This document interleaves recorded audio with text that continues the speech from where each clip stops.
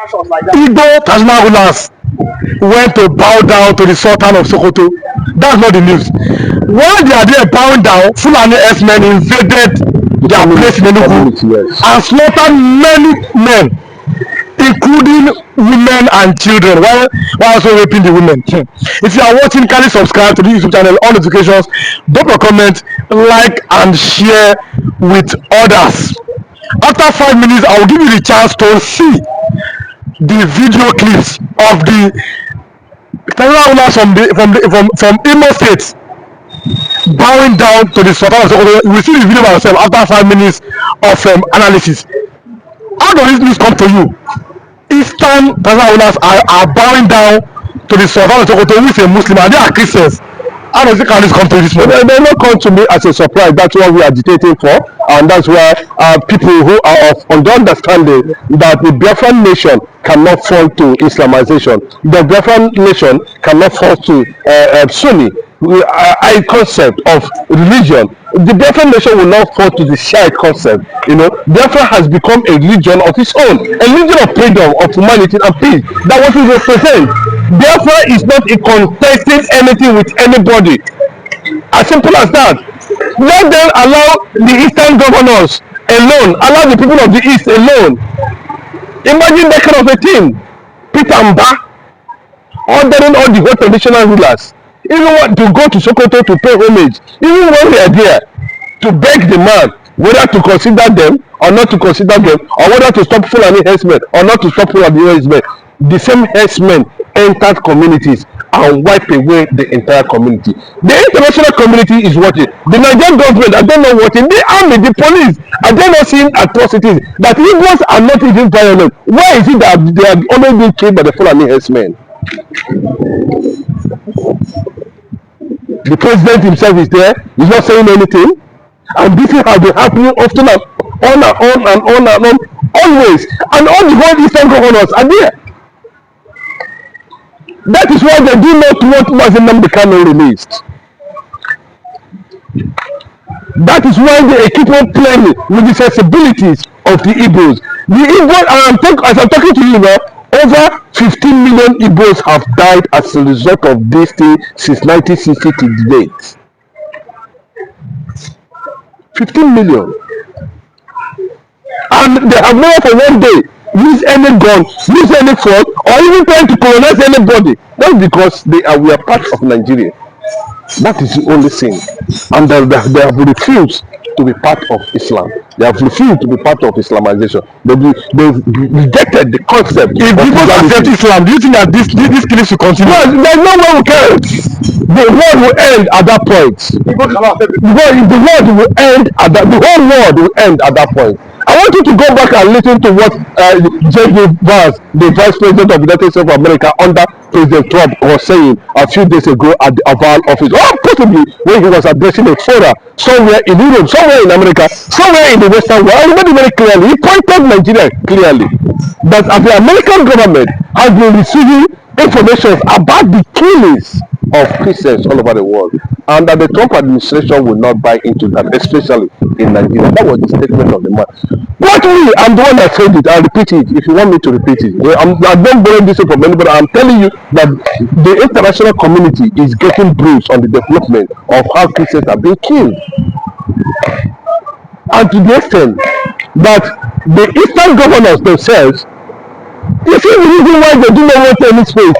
They don't want anything to interfere because their names will be exposed. People got to know that they are all soldiers. They are all Fulani stooge. They have nothing to offer Igbos. They are all planted there by the Sultan of Sokoto, the Arab world, the Yoruba Arabs themselves connect together and planted these men in those locations as governors. In the night, they open their doors in the windows for the Fulanis. They will allow them, and they will do all manner of things to satisfy themselves. At the end of the day, they'll come out and pretend as if there's nothing that's going on. You cannot even see a single governor coming out to condemn the atrocities of the Fulanis in the East. I've never seen. So what we have now that the man organized all the whole traditional rulers in Enugu State. I'm talking about Peter Mba. that Igbos all over the world, both those within and outside the country, to come to understand that when the revolution will start, both they and their families will have something to pay for. They will answer for posterity. They will answer questions on the life of those grannies, those grandmothers who were disallowed in their respective farmland as a result of demonic compromise with these governors. After 5 minutes now, Yes. let us allow our viewers to see the video of those kings that went to visit the Sultan of Sokoto. Why are the good kings bowing down to a Fulani man? We don't understand. Let our viewers see the video, then we'll come back. The Sultan of Sokoto and President Nigeria Supreme Council for Islamic Affairs says the visit by the Enugu monarch is the best way to promote peaceful coexistence, mutual respect, and certain relationships among the country's diverse ethnic and religious groups. He explains it will create room for traditional leaders to engage in dialogue and exchange ideas towards harmonious and inclusive society. He notes that Nigeria's diversity is a divine will and should be harnessed for the greater good. The Sultan expressed the belief that such visits can dispel negative perceptions among Nigerians and promote a sense of unity and understanding. I've always been an advocate of understanding one another, not tolerating one another. We must respect our cultures and tradition. Don't think your own culture or tradition is better than another person. No. It's very important for us to visit. The chairman Council of Traditional Rulers in Enugu State, Igwe Sir Samuel Ikechukwu, said he was in Sokoto to bring a message of love from his state. He appreciated the rich history of the Caliphate and promised to return home with positive thoughts about Sokoto State and its people. During his visit, the monarch also toured the Waziri Generic Culture and History Bureau in Sokoto, where he gained valuable insights into the state's rich cultural heritage. It will bring understanding, it will bring love, bring understanding among races. And now I have a different concept about how we can relate intertribally. The visit by the Enugu monarch to Sokoto is seen as a significant step towards fostering greater understanding and cooperation among traditional leaders across Nigeria and promote national cohesion. In Sokoto, Usman Mohammed Benji, NTA News. Now, after seeing the video, what should be the next thing that the Igbos should do, that after seeing their own kings bowing down to the Fulani Sultanate? What I said it very clearly, and I will continue to say it. Conquest. Conquest is not necessarily when you use gun. And you see they have taken over a particular territory. The Fulanis and the Hausas and the Arab world are shooting from different angles. And Nigerians are very docile. Some of them does not know what is coming to them. They don't know. All they want is to wake up in the morning and eat that breakfast of this and any other thing that is happening politically, economically, doesn't concern them. But me, I am concerned because life has been taken away from my community and my state by unscrupulous elements. I am concerned. I need to know what's happening within my political environment. The international community, the Western world and the world leaders, the United Nations, docile, pro-Islamic United Nations, they are pro-Islamic now. That's why you saw what is happening in Gaza and Israel. Because if we have a very active United Nations, that what happened in Gaza, Hamas, wouldn't have happened. The issue that has to do with COVID-19 wouldn't have happened. It's because they are pro-Islam. And anybody that does not to give them that way does not want the word God has established for humanity to come to pass. God has made man to have dominion. God has not made man to kill a fellow man. God made man so that you live to an extent and glorify and continue to live your life free, knowing fully where they are going to die at a very particular time. Then what is the need of not killing somebody deliberately or without any provocation? And you say you are a headsman, you are a Fulani, you are Islam, is there? Okay, now rubbish. And let me tell you, The one who is backing those people, who do you think will be backing them up? no, that's why they are laying their hand on the crude oil, because all the oil well and oil block in the Biafra land is owned by the Northerners. That is where they get their resources to be arming a state so that they, by the end of the day, they will take over the entire Nigeria. Imagine a man from there saying that they have set up a committee to implement Sharia law in the southwest. Well, they create. No, I'm sorry. You get what I'm saying? And nobody's talking. Sharia law in southwest. No, nobody's saying anything. Nobody can stand up and challenge him. And look at it now. All of a sudden, the governor now sent thousands of or hundreds of traditional rulers to come. You shot the video. This is the reason why they sideline Nnamdi Kanu. This is the reason why they ganged up against these people, Simon Eba. This is the reason why they want to sell the entire Igbo race to Islamization and Fulanization in this country. But let me tell you, resistance will come by omission or by commission. That's what I know. It will come. How it will come, you will not know. At that time, they will tell you, I will tell you that there's always a red line to everything. The Igbos are not Islamic, either by omission or commission, or either by bad or by whatever. We are not connected to that at all. By virtue of our way of doing things, we don't have Islamic background. Our forefathers never tinkered at all, even before the white man came.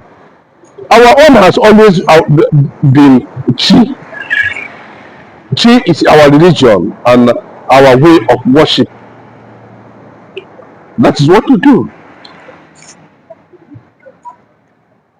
It is a Christendom. And what is happening now, that is what is happening now, planting these people in different locations, the governors who are going to do their way, who are Fulanized already with their agenda, or who are promised that when you become a governor in that state, this is what we want you to do, this is what we will implement at the end of they will show it. It is gradually, it is coming. Over time now, it become a normal thing. Notice because they say it's a free world. You know, it is a free world. Why didn't Donald Trump allow make man the marry man for London, for America, for US? If it is a free world, It's mid-north, and it was during the war, when the war escalated, that the Fulani Janjaweed started the spreading of their sex evangelism, using our women as sex toys, at least to make sure that Islam gets its stronghold in the southeastern Nigeria. The one you are asking me why this one send money, why this one sent to Saudi Arabia, but Igbo man cannot, at least, but Hausa governors cannot send Christians to Jerusalem. That one is a two thing. Number one is that Christianity eludes the Hausa Fulanis. Christianity turns its back on people that actually criticized Jesus Christ 630 years after the death of our Lord Jesus Christ. They started bringing up another religious ideology into being on earth. That Quran was written, hid inside cave. They enter into the cave, they brought out Quran. It is a physical impossibility. Mr. Ralph, but listen, they counter Christianity, and today they can never embrace Christianity. That's why they can never send any Igbo man, any Christian in Kano, any Christian in Borno to Jerusalem, sponsor their Christian pilgrimage in Jerusalem. They cannot. The kind of Muslims we have in the north are opposite of the kind of Muslims we have in Saudi Arabia, UAE, Qatar, and even Egypt. The Muslims we have in the northern Nigeria are all anti-Christ. They are enemy of Christianity. They are enemy of Jesus Christ. That's why they are so much aggrieved. Each and every time there is Ramad, Ida Malud, they keep on firing all the erring Christians in the north. Do you know that a woman has met her Waterloo? She has been sent to her early grave because she could not fast very well. Her Bauchi husband used cane and tie her. Beat life out of that woman. Like I said, because of misunderstanding and lack of knowledge. After you have just caned and carried your wife to death because you are fasting. Fasting is a personal thing. Fasting is between you and the being you believe is your maker. I'm even going there. Like me, when I'm fasting, I'm doing my fasting based on my relationship with my God. And I know what I'm asking my God to do for me. I don't need to bring a traditional worshiper or a pagan into my fasting. I need my spirit, my soul, and my body, and my God into my fasting. So killing, tying Christians, innocent souls in the north by Muslims in the north, I think they are answerable to their crime. And they do so as a result of what? Ignorance and atheism. Atheism is it. Today is Ash Wednesday. Christians are starting their learn today. They don't close down any school in any part of Nigeria. If the Christians are doing their own fasting, it is peaceful. Why does the Muslim like or the other Muslim like to do something in a violent way? Yeah, let me tell you, the question that is right here is, while Saudi Arabia are fasting in Medina and Mecca, did they close any school, even church in Saudi Arabia?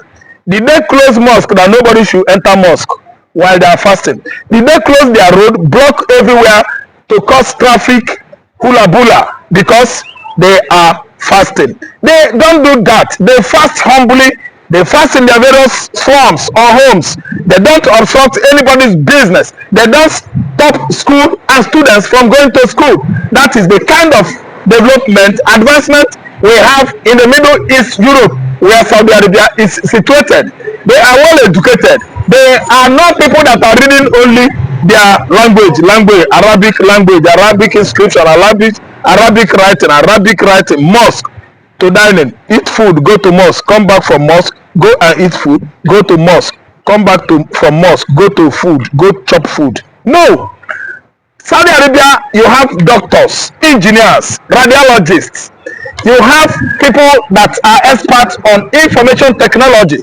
They study, they read, they develop their mind. They are sound physically and mentally. That's why they could not subject all their livings to fast, pray, enter mosque, fast, pray, enter mosque, read Quran, shut some people out of life, out of light of the day, close the gate, punish them under Islamic instruction. Or guys, not Islamic instruction. Muhammad Alpha and some imam brought into being all those unnecessary rules and regulations within the mosque across northern Nigeria. Have you not seen in the past during Buhari regime where they lock in a doctorate degree from Germany, punish him, starve him, to turn him to Muslim? Actually, they said he's not a good Muslim, that he has gone to West to read. They tie him with hunger until one day God set him free. Police busted them, and all of them came out very lean like snake because they starved them of food, all in the name of Islam. Or the kind of Islam being practiced in Bauchi, don't think it is the same Islam being practiced in UAE. Everybody with his own in northern Nigeria, because northern Nigeria is where education, level of education is 0.000%. They turn their back on education, they turn their back on Western civilization, yet they are using phone, they are even using gun, not knowing that Western civilization goes about phone and guns. What ignoramus these guys are, what ignominy and what idiocy. People are being idiotic out of lack of knowledge. You say you don't want Western education, yet you watch television, yet you use telephone, yet you wear clothes. Is it African tradition, civilization? See, we know the civilization that come from Africa. Number one, papyrus. Yes, hieroglyphics. These are Bible and scrolls, paper we are writing. Yes, the first stamped money was used by Romans, not Africa. No civilization, the cradle of civilization we are talking about, we know how many of them from Egypt, what Egypt invented. And it wasn't the black, mostly black. Egypt was made of black and the yellow, white that time. So what we are saying is that we have nothing as black man. That's why we are severing Islam, Islamic religion that one Arab man carry come from nowhere. Then and somebody from Timbuktu, Mali, is misinterpreting Islamic ideology to you and them, not me. What is the way forward now? Let's close with it. Okay, the only way is the way Nigeria is going. The Igbos are different from the Yorubas, different from the Hausas. What should we do as a nation? What we should do now as people is division of Nigeria. Division? Yes, Igbo man should go and support the Prince of Africa. The Prince of Africa is already seated on the miracle top, the topmost part of the mountain as a prince. The Prince of Africa I'm talking about is Biafra. United States of Biafra has come. I, as an Igbo man, I should go back to Igbo land and make sure that we begin the process of what? Advancing Biafra into modern development. What Yoruba man is supposed to do now is to go and call Igbo, send him to school, teach Igbo to read and write. Simple. Igbo